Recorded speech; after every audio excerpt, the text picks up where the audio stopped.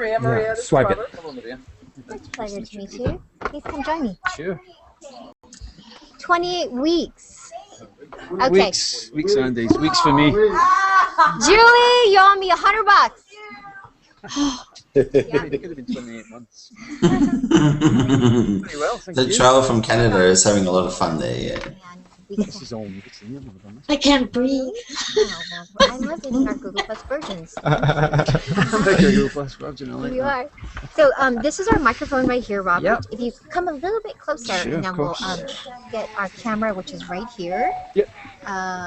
It's very casual, very informal chat with our viewers and friends from all over the world. Okay. And it's also broadcast live on our YouTube channel. So All right, okay. the whole world will be watching. So we want to say hi to everybody here watching MyFOXLA here. It's Maria. And for those of you watching on air, please plus in comment. And if you have a question, we'll try to get it to Robert. We have 5 minutes for Robert until he has to get going. So quickly introducing you to everybody. This is Trev. He's in the UK. Sybil is in Switzerland. Hi. Renzo's in Venezuela. Hi. Michael is in Brisbane in Australia. Kempton is Hey. in Calgary, Canada. Hi, Robert. Justin's also in the UK. Jimmy's here in LA, which is great. And Elaine is in Ottawa. Hello, guys. So, Hello. world. Please make sure you plus and comment and share the link. Robert is here to talk about new film, California Solo, as well as your series, Once Upon a Time. Yes, Of course. We'll talk about anything. I did see. Oh, anything. I like that. I know you guys have questions, so if you have one, I will definitely go to you. But really quickly, your California Solo film, I love it. I've seen the trailers. It's being lauded for many awards now. Thank you. Was that shot here in California? Yes, Obviously it was all California shot Solo. here in Los Angeles. And so, what do you think about all the buzz around the movie? Well, I'm obviously delighted about that. It's Yes, wonderful. I didn't expect it at all. You know, when you do such a small, independent type of film, you're lucky if it's going to get a release. To be honest with you, you know what I mean. So when this thing got its release, I thought that's great. It's done its job. But then to get these further reviews that have kind of supported it even more. Fantastic news for me. A big star. I'm so excited to have you here in our hangout. Who's got the first question? Trav, yes, go ahead. Yeah. Aside from being a phenomenal actor, you are probably the best, or at least way up there at accents. How you can? I mean, a lot of actors try an accent and they fail miserably. But you, I mean, and I'm from Yorkshire, and your Yorkshire accent is phenomenal. I mean, do you do any?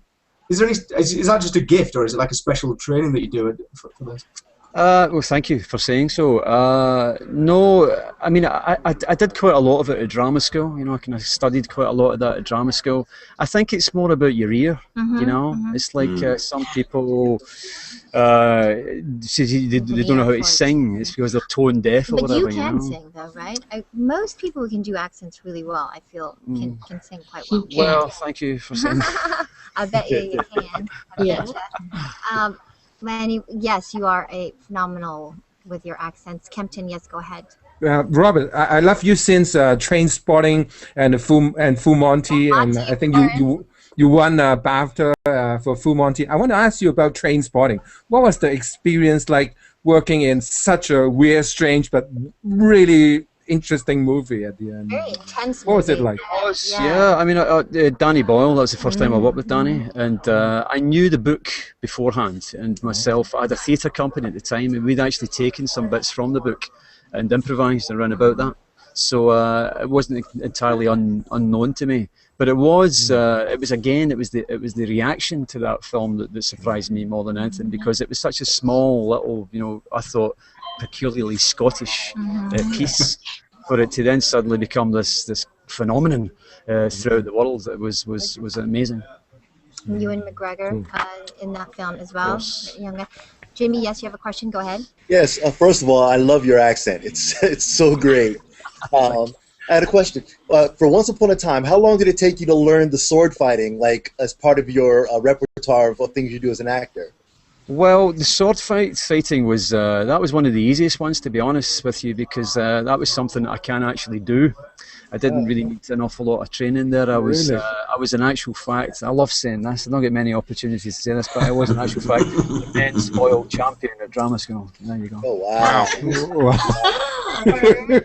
playing the bad guy, the good guy? Do you have a preference in terms of roles that you play? Honestly, I do prefer playing the bad guys. You do, right? They're just more interesting, The really. girls do. They like playing the bad girls. Yeah. There's just more interest in the part. There's always a wider arc with these characters. It's actually I find it more difficult to play the good type of role because so much of the time the plot tends to bounce off of these kind of characters. You don't really forward it or further it. Whereas if you're playing something like Begbie and Trainspotting or Rumpelstiltskin in Once Upon a Time, you're forwarding the plot, and there's something a bit more dynamic about these characters. Protagonist, yes. Justin, yes, go ahead. That leads me in quite nicely to my question, actually. The first thing I ever saw you in was Cracker. Yeah. And quite a lot of the parts that you play, a vast majority of the parts you play and the characters you play are over the top. How do you play an over the top character without going too over the top, still making them believable? Well, it's about honesty, It's about try to be as honest as you possibly can, about trying to feel that character's pain or feel that character's emotions as strongly as you can. And if you can get that right, then you've got a chance, You should never... It's about trying to... You throw a lot of things at a character like Albie and Cracker. You throw an awful lot of emotion at a part like that. And you just hope that it sticks, and it sticks in the right way.